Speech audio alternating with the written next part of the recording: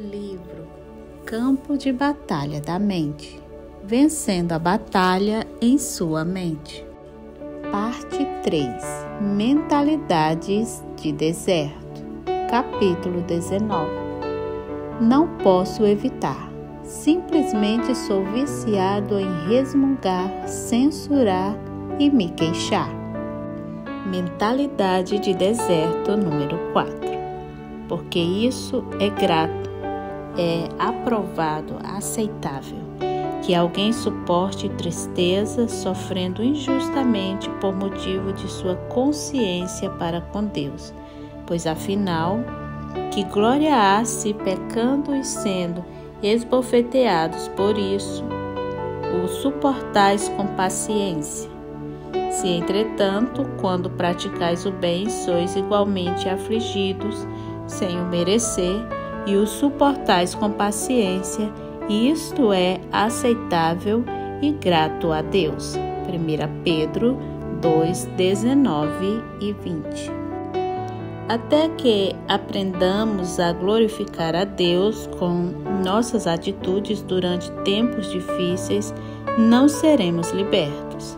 Não é o sofrimento que glorifica a Deus, mas uma atitude santa diante do sofrer que agrada ao Senhor e lhe traz glória.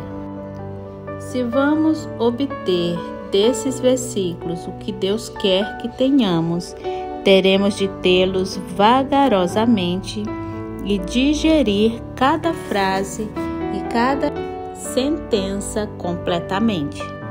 Admito que os estudei por anos tentando entender porque agradava tanto a Deus ver-me sofrer quando a Bíblia declara claramente que Jesus levou meus sofrimentos e dores da punição. Isaías 53, 3 a 6. Passaram-se muitos anos antes que eu percebesse que o foco desses versículos em 1 Pedro não é o sofrimento, mas a atitude que alguém deveria ter no sofrimento. Observe a palavra pacientemente usada nessa passagem que diz que se alguém nos tratar mal e nós suportarmos pacientemente, isso é agradável a Deus. O que agrada é nossa atitude paciente, não o sofrimento. Para nos encorajar em nosso sofrimento, somos exortados a ver como Jesus lidou com os ataques injustos endereçados a Ele. Jesus como nosso exemplo. Porquanto para isso mesmo fostes chamados, é inseparável da vossa vocação, pois que também Cristo sofreu em vosso lugar, deixando-vos exemplo pessoal para seguirdes os seus passos, o qual não cometeu pecado, nem dolo algum, ou culpa alguma, se achou em sua boca. Pois ele, quando ultrajado e insultado, não revidava com ultraje. Quando maltratado e injuriado, não fazia ameaças de vingança, mas entregava-se àquele que julga retamente. 1 Pedro 2, 21 a 23. Jesus sofreu gloriosamente, silenciosamente, sem queixa, confiando em Deus, independentemente de como estavam as coisas. Ele permaneceu o mesmo em toda situação. Ele não respondeu pacientemente quando as coisas eram fáceis e impacientemente quando eram difíceis ou injustas. A passagem acima nos permite saber que Jesus é o nosso exemplo e que ele veio para nos mostrar como viver. Como nos comportamos diante de outras pessoas mostra-lhe como elas deveriam viver. Ensinamos nossos filhos mais pelo exemplo do que pelas palavras. Devemos ser cartas vivas lidas por todos os homens. 2 Coríntios 3, 2 a 3. Luzes iluminando brilhantemente em um mundo escuro. Filipenses 2 e 15. Chamados à humildade, à submissão e à paciência. Rogo-vos e imploro-vos, pois eu, o prisioneiro no Senhor, que andeis, conduzais vossa vida de modo digno da vocação divina a que fostes chamados, com o comportamento que é um crédito à convocação ao serviço de Deus, vivendo com toda a humildade de mente e mansidão, altruísmo, bondade e brandura, com longanimidade, suportando-vos uns aos outros e fazendo concessões em amor. Efésios 4, 1 e 2. Algum tempo atrás, em nossa vida familiar, havia uma situação que serve como um excelente exemplo da minha visão sobre sofrer humilde, submissa e pacientemente. Nosso filho Daniel tinha acabado de retornar de uma viagem missionária à República Dominicana. Ele voltou com uma séria erupção nos braços e várias feridas abertas. Tinham-lhe dito que era a versão dominicana de urticária. Parecia tão mal que sentimos que precisávamos confirmar o que era. Nosso médico da família estava fora aquele dia, então marcamos uma consulta com o médico que o estava substituindo. Nossa filha Sandra telefonou e marcou uma consulta. Disse-lhe como Daniel estava e que ela era sua irmã e o levaria ao consultório. Nós todos estávamos muito ocupados naquele dia, inclusive Sandra.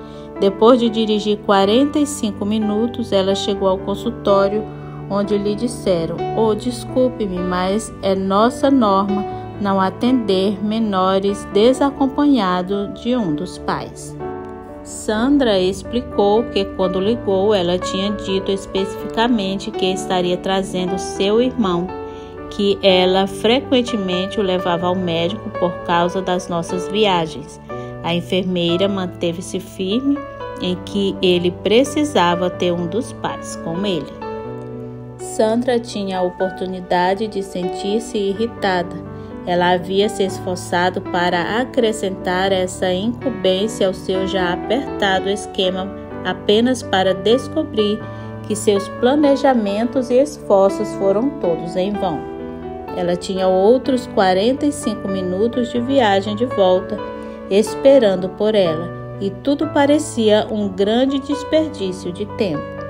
Deus a ajudou a manter-se calma e amável.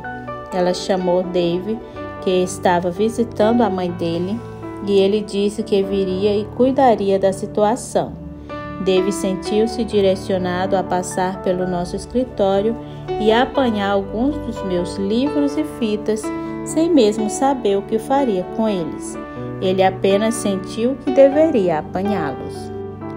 Quando ele chegou ao consultório do médico, a mulher que estava registrando os pacientes perguntou a Dave se ele era um ministro e se era casado com Joyce Meyer.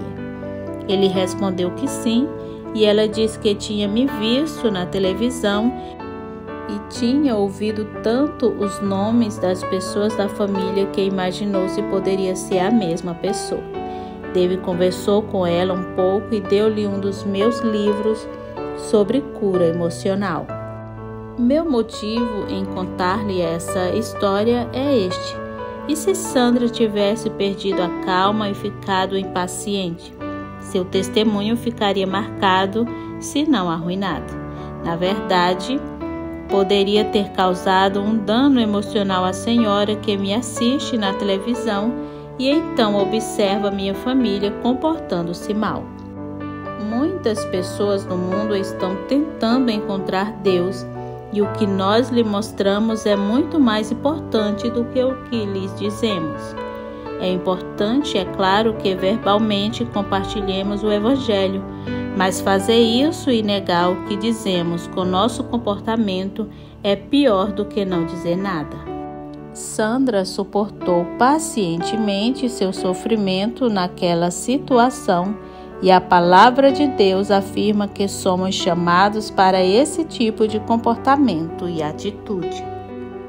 o sofrimento paciente de José. Adiante deles enviou um homem, José, vendido como escravo, cujos pés apertaram com grilhões e a quem puseram em ferros, até cumprir-se a profecia aos seus irmãos cruéis a respeito dele, e tê-lo provado e testado a palavra do Senhor. Salmos 105, 17 a 19. Como um exemplo do Velho Testamento, pense sobre José, que foi injustamente maltratado por seus irmãos. Eles o venderam como escravo e disseram ao seu pai que ele havia sido morto por um animal selvagem. Nesse meio tempo, ele foi comprado por um homem rico chamado Potifar, que o levou para sua casa como escravo. Deus concedeu graça a José onde quer que fosse, e logo ele recebeu o favor do seu senhor.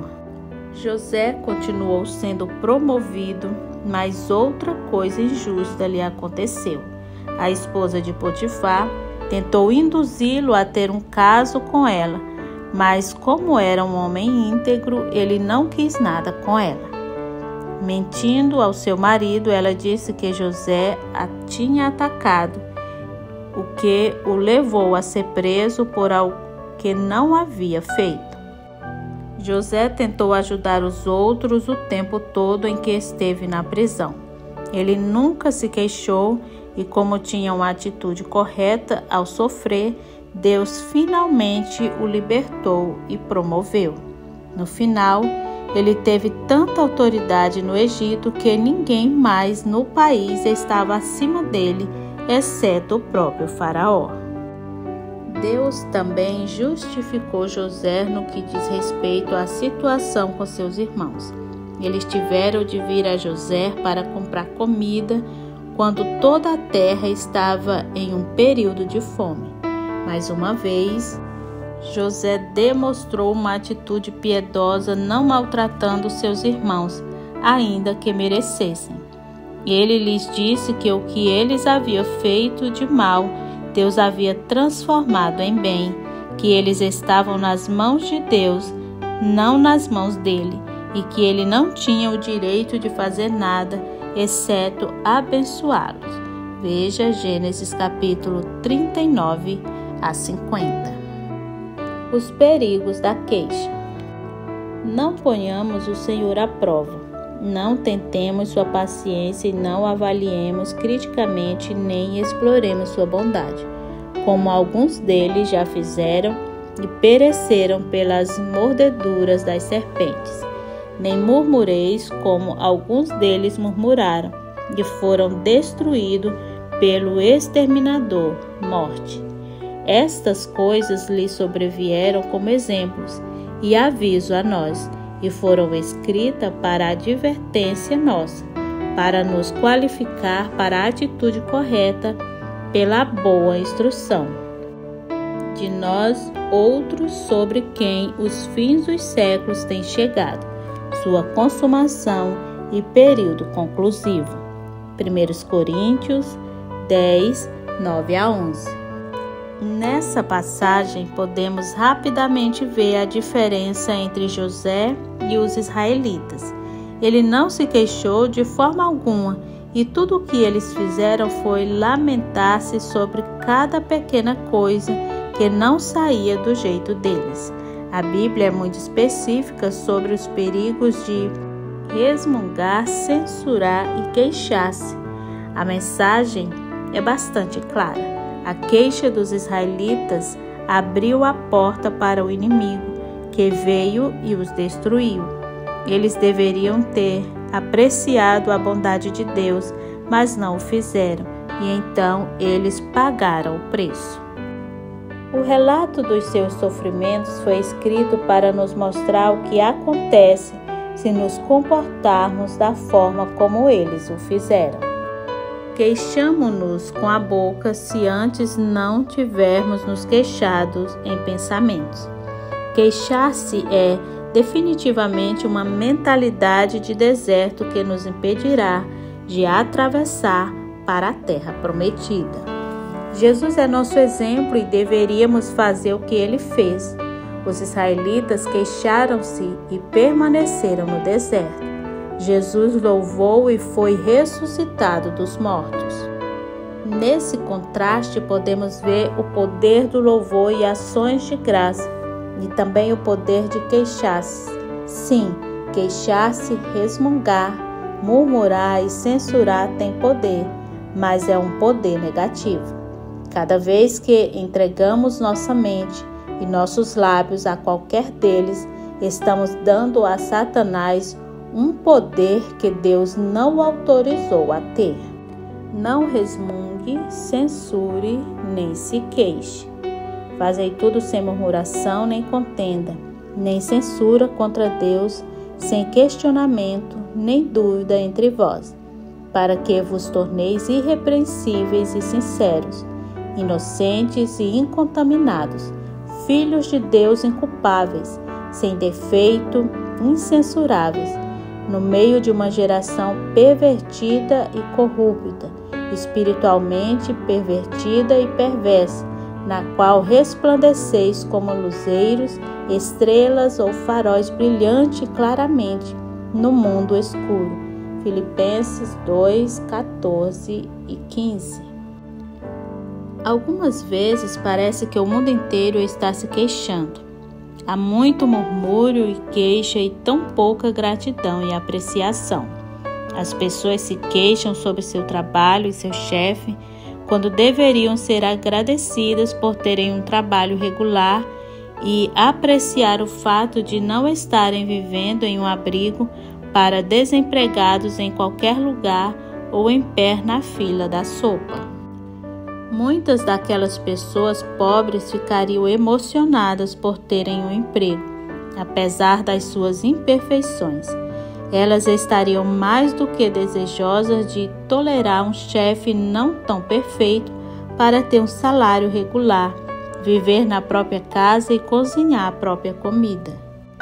Talvez você realmente precise de um emprego mais bem pago, ou talvez você tenha um chefe que o trata injustamente. Isso é uma infelicidade, mas a saída não é por meio da queixa. Não se lamente ou se preocupe, ore e agradeça. Não lamenteis nem andeis ansiosos de coisa alguma, em tudo, em cada circunstância e em tudo, porém sejam conhecidas diante de Deus as vossas petições, pela oração e pela súplica, pedidos definidos, com ações de graça. Continuai a fazer vossos pedidos conhecidos a Deus. Filipenses 4 e 6. Nesse versículo, o apóstolo Paulo nos ensina como resolver nossos problemas. Ele nos instrui a orar com ações de graça em todas as circunstâncias. O Senhor ensinou-me o mesmo princípio desta maneira, Joyce, porque eu deveria lhe dar qualquer coisa se você não é grato pelo que já tem? Por que deveria dar-lhe algo mais sobre o que se queixa? Se não pudermos oferecer nossos atuais pedidos de oração de uma base de vida cheia de ações de graça, não conseguiremos uma resposta favorável. A palavra não diz orar com queixas, ela diz orar com ações de graça. Murmuramos, resmungamos, censuramos e queixamos geralmente quando algo não sai do jeito que queríamos ou quando estamos tendo de esperar por alguma coisa por mais tempo do que o esperado. A palavra de Deus nos ensina que devemos ser pacientes durante esses tempos. Descobri que a paciência não é a habilidade de esperar, mas a habilidade de manter uma boa atitude enquanto se espera. É muito importante que esse assunto de queixas e todos os tipos relacionados de pensar e conversar negativamente sejam encarados muito seriamente. Creio sinceramente que Deus me deu uma revelação de como é perigoso permitir que nossa mente e nossos lábios sejam controlados por eles. Deus disse aos israelitas em Deuteronômio 1 e 6, tempo bastante haveis estado nesse monte. Talvez você tenha estado em volta da mesma montanha muitas vezes e agora esteja pronto para continuar. Se assim é, será bom lembrar-se de que você não irá adiante de maneira positiva enquanto seus pensamentos e sua conversa estiverem cheios de queixas. Eu não disse que seria fácil não se queixar, mas você tem a mente de Cristo. Por que não tirar o máximo proveito dela?